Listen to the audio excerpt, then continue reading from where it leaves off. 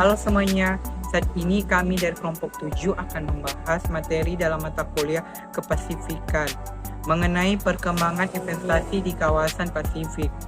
Namun sebelum kami membahasnya, saya akan memperkenalkan nama-nama anggota kelompok kami. Yang pertama ada saya, Ferdio Nathanael Poluan dengan NIM 220611040063. Dan yang kedua ada Feby Septiana dengan NIM 220111040098. Baiklah, kita masuk dalam pemaparan materinya. Dan dalam pemaparan materi kali ini, kami telah membagi beberapa topik pembahasan. Yang pertama mengenai pengertian investasi, yang kedua jenis-jenis investasi, yang ketiga jenis investasi berdasarkan bentuknya, yang keempat manfaat investasi, yang kelima tips investasi, yang keenam contoh investasi, yang ketujuh pertumbuhan ekonomi negara di kawasan Pasifik, dan yang kedelapan investasi di kawasan Asia Pasifik diprediksi lebih cuan. Baiklah, kita masuk dalam pengertian investasi. Apa sih itu investasi? Investasi adalah aktivitas menempatkan modal baik berupa uang atau aset berharga lainnya ke dalam suatu benda, lembaga atau suatu pihak dengan harapan pemodal atau investor kelak akan mendapatkan keuntungan setelah kurun waktu tertentu. Karena harapan mendapatkan keuntungan di kemudian hari, inilah investasi disebut juga sebagai penanaman modal. Jenis-jenis investasi. Yang pertama ada investasi jangka pendek, yang kedua investasi jangka menengah, yang ketiga investasi jangka panjang. Baiklah, kita masuk pada jenis investasi berdasarkan bentuknya. Dalam jenis investasi berdasarkan bentuknya ada investasi aktiva real dan investasi aktiva finansial. Investasi aktiva real merupakan aktivitas investasi yang dilakukan dengan aset investasi yang terlihat atau tidak terlihat seperti tanah, properti, dan logam mulia atau emas.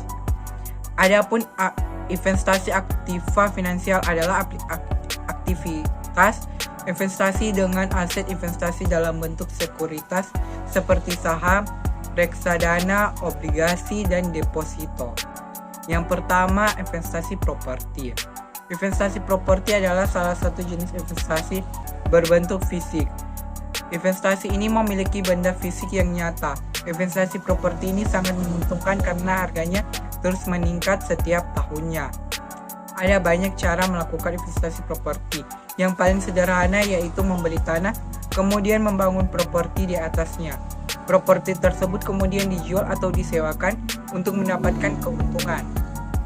Yang kedua, investasi emas. Emas adalah jenis investasi real atau berbentuk fisik yang sangat digemari. Emas jadi salah satu pilihan menarik karena memiliki resiko yang cukup rendah. Emas memiliki nilai yang stabil dan selalu naik setiap tahunnya. Investasi saham.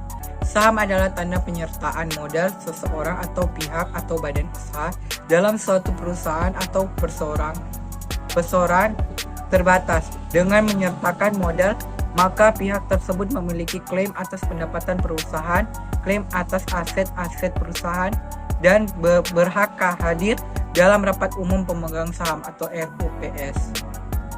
Investasi reksadana. Reksadana adalah jenis investasi yang cocok investor pemula. Secara sederhana, reksadana adalah wadah yang dipergunakan untuk menghimpun dana dari masyarakat pemodal untuk selanjutnya diinvestasikan dalam portofolio efek oleh manajer investasi atau MI. Manfaat investasi. Yang pertama, menghindarkan dari inflasi. Yang kedua, meningkatkan nilai uang atau kekayaan. Yang ketiga, kebutuhan darurat. Yang keempat, mempersiapkan kebutuhan masa depan. Yang kelima, mencapai financial freedom. Yang keenam, pensiun lebih siap. Yang ketujuh, melatih dalam pengambilan keputusan. Yang kedelapan, membuka wawasan. Contoh investasi. Pada tahun 2017, Agung membeli 3 gram emas batangan seharga 600.000 per gram. Emas tersebut ia simpan di brankas pribadi miliknya. 5 tahun kemudian, yakni pada 2022, harga emas batangan mencapai 1 juta rupiah per gram. Maka keuntungan yang dapat Agung jika menjual emas tersebut di tahun 2022 adalah sebesar Rp400.000 per gram. Di sini saya akan melanjutkan materi mengenai pertumbuhan ekonomi negara di kawasan Asia Pasifik dan materi investasi di kawasan Asia Pasifik diprediksi lebih cuan. Kita masuk pada materi pertumbuhan ekonomi di negara. Pertumbuhan ekonomi negara di kawasan Asia Pasifik. Beberapa negara kawasan Asia Pasifik telah merilis laporan pertumbuhan ekonomi kuartal 2 tahun 2022. Sebagian besar masih mencatatkan pertumbuhan positif, tetapi ada juga negara yang mengalami kontraksi. Berdasarkan data Trading Economics, Vietnam tercatat sebagai negara dengan pertumbuhan ekonomi tertinggi di kawasan Asia Pasifik, yakni sebesar 7,72% year on year atau YoY pada kuartal 2 2022. Di urutan kedua Indonesia dengan pertumbuhan ekonomi sebesar 5,44% YoY. Berikutnya Singapura dengan pertumbuhan ekonomi sebesar 4,8% YoY, kemudian Taiwan tumbuh 3,8% YoY, Korea Selatan tumbuh 2,9% YoY, Amerika Serikat tumbuh 1,6% YoY. Kemudian ekonomi Tiongkok tumbuh 0,4% YoY, terendah dalam 9 kuartal terakhir. Sementara ekonomi Hong Kong pada kuartal 2 2022 mengalami kontraksi 4% YoY.